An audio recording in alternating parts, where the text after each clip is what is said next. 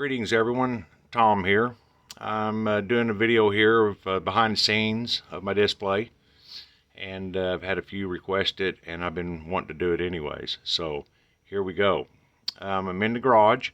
That's where everything is set up, and so right now we're looking at my monitor of my outdoor cameras. The wired cameras, and I've got 8 of them, and there are various parts of the display. So of course I got the main display, so I can be out here while the show's running, making sure everything is doing good. And then I've got various different the traffic, see how the traffic's doing, and then various areas of the display. I also have a couple for the parameter where people shouldn't be, which is just outside the display. So, and I can access this from the laptop inside the house, and so I can monitor inside the house. This makes it nice though, because if I'm working on a sequence, or if I want to come out here and see how it's looking, then I can just take a look at the monitor and see what's going on, because I have my show monitor and laptop right here. So if I'm working on a sequence, then I can just see how it's performing without even stepping outside. That makes it nice. So of course I've got, everybody's got to have their test equipment and stuff like that. Spare parts, right? We got to have spare parts, power supplies, controllers, stuff like that. So in this hobby, you got to have spare parts, spare stuff just laying around. So I am using X-Lights to run the show, also to program the pixels.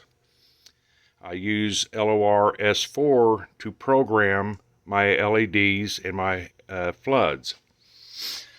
So here I have a spreadsheet of all my LOR controllers, their controller ID, and then their DMX numbers for each controller, and then what each prop they go to. This makes it easy for going into the sequence or going to troubleshoot if I have issues with a certain prop. So again, I'm using X-Lights along with LOR, but X-Lights to program the pixels and run the show. I'm using X-Scheduler, so I'm really liking it. I can just access the show from out here in the garage. So I started X-Lights the beginning of January 2021, and I've had a few people help me out along the way, along with the Zoom room. So thank you guys. I appreciate your help very much. You helped me get going, and I thought in a quick amount of time. So you guys are great. Thank you very much. All right, so I have my FM radio that's hooked up to my FM transmitter, which is further down the way, away from everything to keep from interference. So I can listen to what's playing outside, and I can set the big speakers outside for Halloween and crank it up a little bit too. My camera system along with the sound controller switch, and then I have my switch box going from the computer and sending signals out to all my smart controllers, F16s. So speaking of which, here's the first F16 V3 controller, and it has a few smart receivers that's connected to it, and I'm also using it as a bridge to operate my LOR controllers. So here's a 16 LOR 16 channel controller, and then here's a couple more, and these are just sitting here because they're kind of temporary add-ons during the display, and so there's no need to mount them on the wall. Plus I was running out of room. Yes, it looks like a big mess, but it's my big mess, and it works. All right, moving on. We have the garage matrix, so we'll get into that in just a little bit.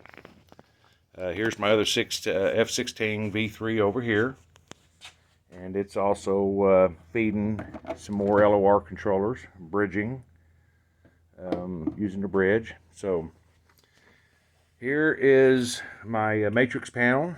I kind of posted pictures earlier in the year of kind of what I built here, but this is pretty cool. It's motorized, okay, with gate openers, and so I can just pull the car out or pull the car in with the click of the button. So of course the garage door opener first, you know, and then just open up the gates and then drive on out. So it's pretty slick. So there I can just pull right out or pull right in without even interrupting the show or getting out of the car. So that makes it really nice. So I won't go into much detail on how to make it, but you can contact me if you have questions.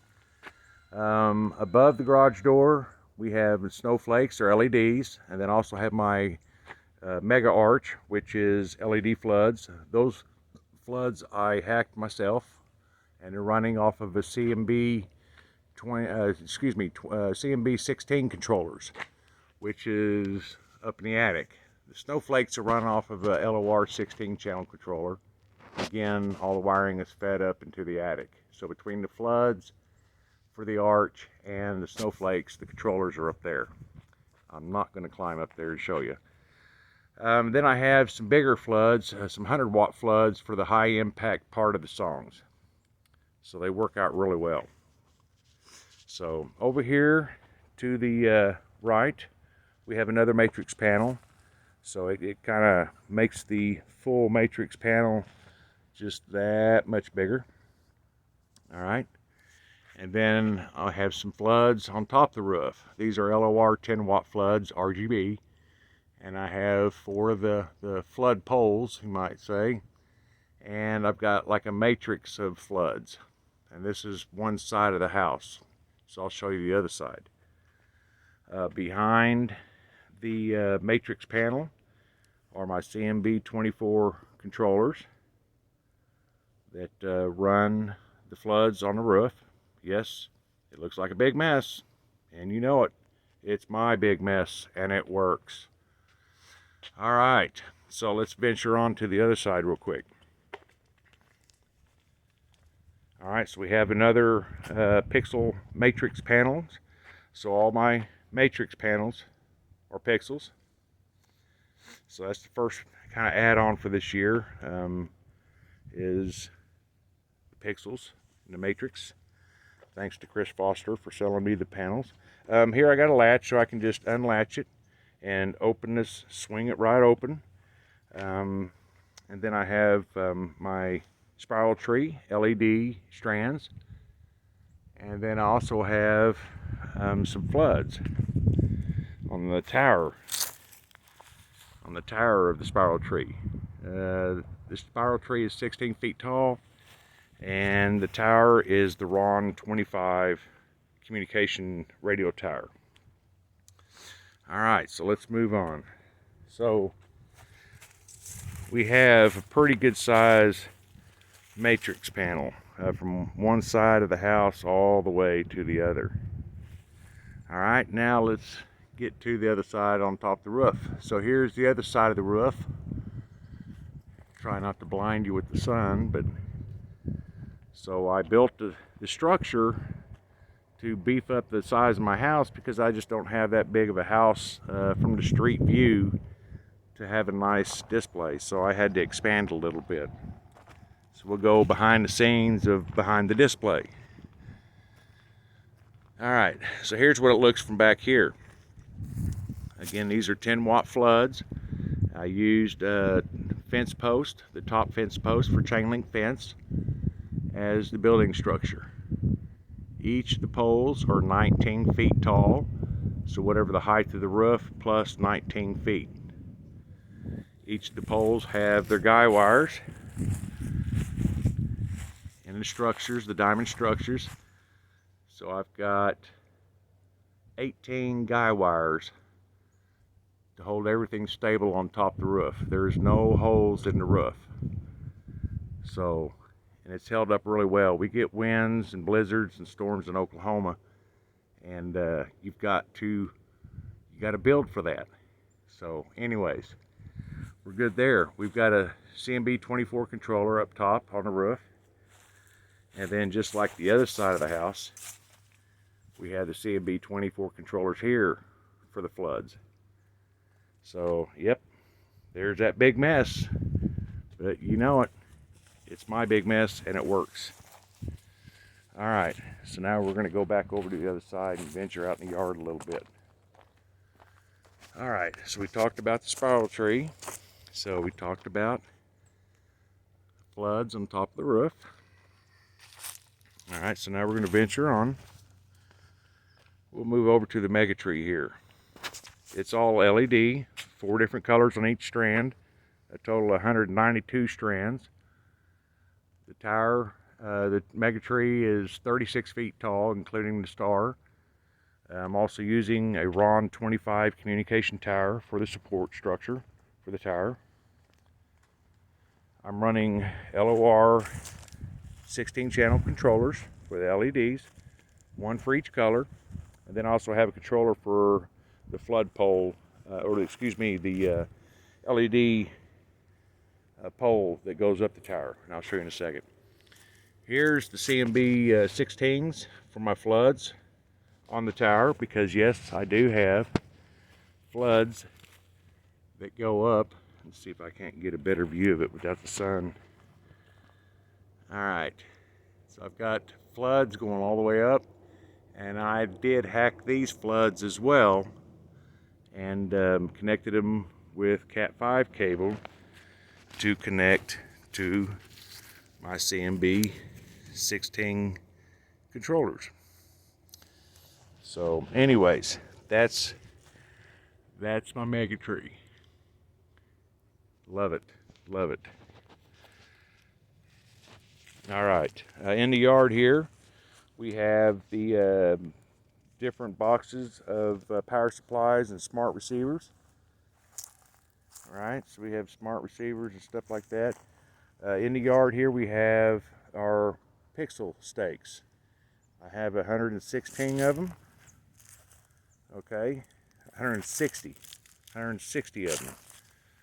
And then I have my mega RGB arches, so to say, 6 feet tall. Here are my AC controllers, LOR controllers for my mini trees. And then I have the Alpha Pix, a controller for my arches. And then further over, or further up, we have the CMB 24 controllers again for more floods up in the real tree here. So I wanted to have some lighting. All right, so we're going to move on. I'll just walk right through my arches here. That's the nice thing about them being so big. So anyways, here is another shot of the floods in my tree. So I guess you can see by now I kind of like the 10-watt floods. All right, then also I have the pixel stake strings of lights, of pixels, up in the tree, 10 feet up, so that I can have effects above the ground, above my pixel stakes, and while I have the effects on the ground with the pixel stakes. So it's pretty neat, it really is. So it gives a nice effect. Now we're going to venture on to the Tune 2 sign, Boscoyo sign that I ordered, and plop some pixels in there. So and then it's run off of its own smart, where's it at? There it is. The smart receiver, and then a power supply. So anyways, I think that just about takes care of it for this side of the yard. Not sure if you can see the pixel stake strings, but they sure look good at night. Okay, let's go back out here now to the mini trees on each side of the driveway, 4 different colors each, with 5mm strobe strands on each tree. So that makes it pretty nice. So each one controlled individually. So there's my display, and you can see I didn't have a big structure, house structure to play with. So I expanded my roof line. So I don't know if you can see the pixel stakes above, pixel stake strings, I guess you call it, above the pixel stakes. Really, it is a cool effect. Over here on the other side of the driveway, I have my other LED flood tree to mimic the flood tree on the other side. I like to keep it balanced. So anyways, well, I've been doing LOR for, since 2005, and switching over to X-Lights, it's been a lot of fun. A challenge at times, but I think it's worth it. It's a lot of fun. All right, guys, I think that's just about all the damage I can do. I hope I didn't kill you with too long of a video, and I hope I didn't go too fast, but I didn't want a 30-minute video lingering out either. So anyways, I appreciate you taking the time to check out the video. If you have any questions, give me a holler. Other than that, I'm going to let you guys go, and thank you very much. Have a good day, and Merry Christmas and Happy New Year.